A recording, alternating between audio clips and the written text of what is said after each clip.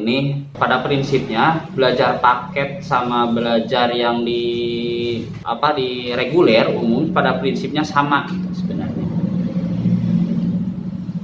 Justru belajar di PKBM banyak kelebihannya karena belajarnya luas gitu, belajarnya tidak terlalu kaku tapi bisa dipraktekkan dalam kehidupan sehari-hari langsung, tidak monoton. Makanya yang belajar di PKBM seharusnya bersyukur karena bisa sambil mengerjakan hal-hal yang bermanfaat di luar pelajaran di rumah. Tetapi kita juga bisa menimba ilmu dan mendapatkan legitimasi dari ilmu tersebut secara formal. Nah, untuk itu banyak nilai plusnya, banyak kebaikannya. Mestinya ada kesempatan yang luar biasa, harus dimanfaatkan. Boleh jadi nanti setelah 3 tahun ke depan teman-teman semuanya misalnya punya teman, nanti ada materi kewirausahaan dan lain sebagainya, otomatis kewirausahaan yang jadi pengusaha itu nggak perlu ijazah, perlunya mentalitas pengusaha yang siap istilahnya siap di kala untung tapi siap juga di kala rugi, yang mentalnya yang luar biasa gitu. Tidak cukup hanya usaha 1 kali gagal lantas berhenti, terus gali lagi kegagalannya di mana. Nah, itu di PKBM terus dipelajari, membangun mental kewirausahaan, sehingga ketika ijazah pun tidak berguna maka kewirausahaan sudah ada dalam diri sendiri. Yang penting menghasilkan uang, walaupun sedikit menghasilkan uang, tentu uangnya dengan cara yang halal. Nah, baik, ini materi hari ini akan kami sampaikan tentang sosiologi. Dalam sosiologi itu, nah materinya sekarang adalah judulnya kalau dibahas yaitu indahnya pelangi masyarakat Indonesia.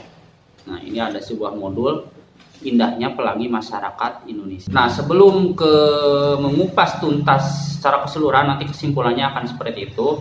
Kita kupas dari awal bahwa dalam indahnya pelangi masyarakat Indonesia ada bab-bab tertentu, ada bab masing-masing, ada materi masing-masing. Individu menunjukkan kedudukan seseorang sebagai orang perorangan atau perseorangan. Sifat individual adalah sifat yang berkaitan dengan orang perorangan, berkaitan dengan perseorangan. Jadi sifat individual, sifat yang berkaitan dengan perorangan tadi yang disebutkan tadi. Lah eta mah individu, nah berarti sifat perseorangan, bukan sifat masyarakat atau kelompok.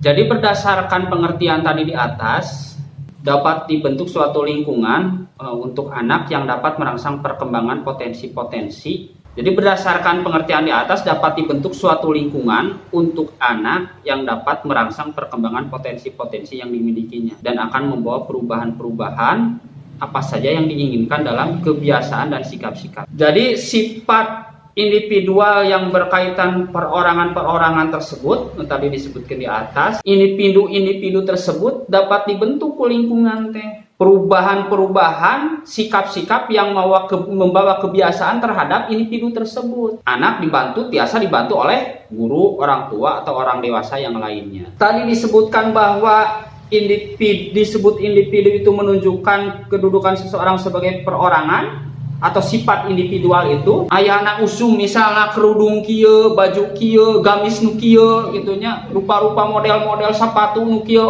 terus rupa-rupa. Karena lingkungan, orang tua mah kadang tidak tahu menang. Terus materi-materi atau cara berpikir, sistematis berpikir itu hasil dari sekolahan. Nah, itu dibentuk oleh sekolahan. Jadi sekolah mah biasana berpikirna sistematis, ari sistematis teh henteu ujug-ujug. Jadi kieu, lamun teh mun urang rek ngambek teh, arek nyalahkeun batur teh, arek berpikir ka batur goreng teh atau arek berpikir naon teh, urang sok dipikir heula lamun sakola mah. Memeh ngobrol be teh urang kudu berpikir heula, oh bisi kieu. Lamun ngobrol kieu pasti kieu.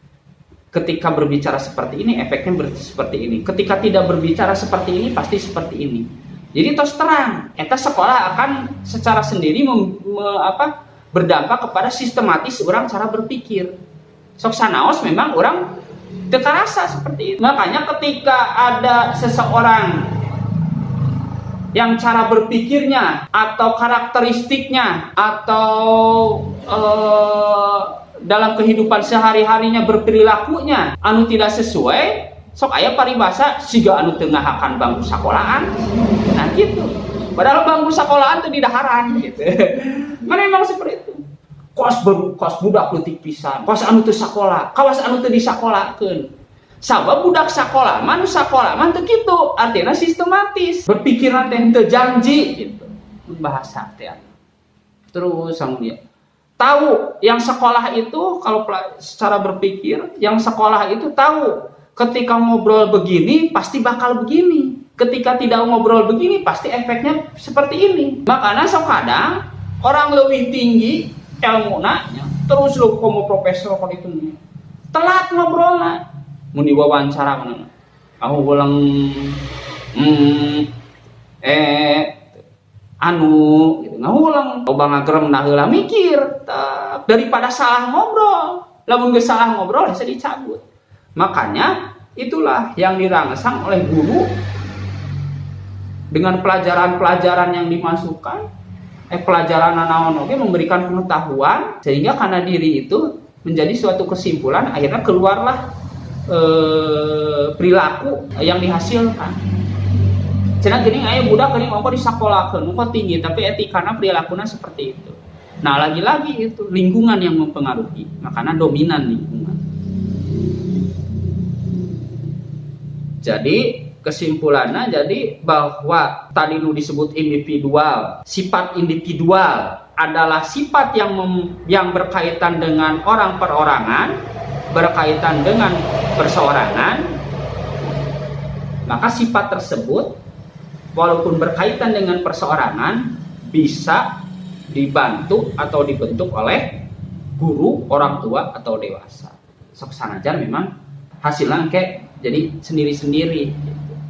Nah, jadi anak dibantu oleh guru, orang tua dan orang dewasa lainnya untuk memanfaatkan kapasitas dan potensi yang dibawanya dalam mencapai pertumbuhan dan perkembangan yang diinginkan. Aya potensi katingali, ku guru mah kete katingali. Makanya aya berbagai pelajaran gitu nya katingali, ieu mah potensina kana mana. Tadi tentang karakteristik.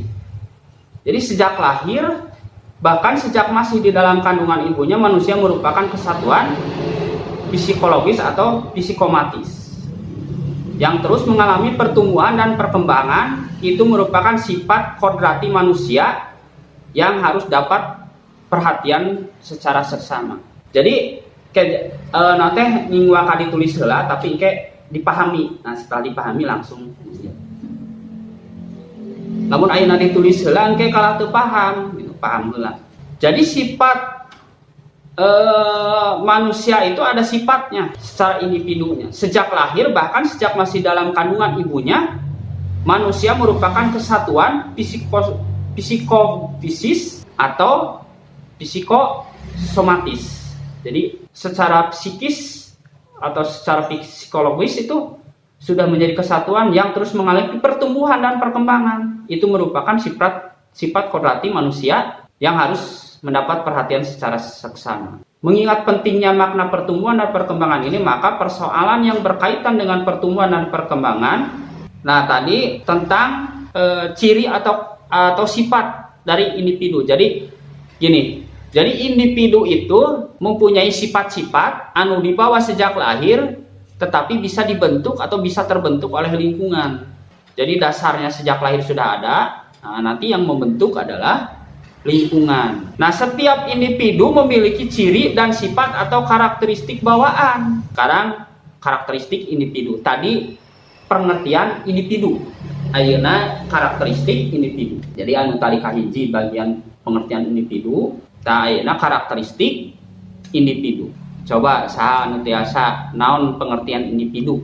Kene masih ningali nih. Sok saha. Kedua yang berarti orang atau perseorangan. Iya. Dan oknum atau oknum. Iya. Ya, jadi individu itu secara kesimpulannya seorang orang. Jadi seorang nak. Jadi kete pamitos paham seperti itu. Soal kumaha oge ya, A B C D kumaha oge itu sampai pertanyaan berapa itu di esai kumaha oge, kesimpulannya paham. Jadi individu itu adalah orang atau perseorangan. Terus karakteristik individu, tamah keturunan ge kitu. Terus sabalikna deui, eta mah si eta mah ada keturunan kieu, alus-alus. Zaman dahulu faktor terpisah antara bawaan pribadi dengan lingkungan, dua faktor terpisah. Nah, namun kemudian makin disadari bahwa apa yang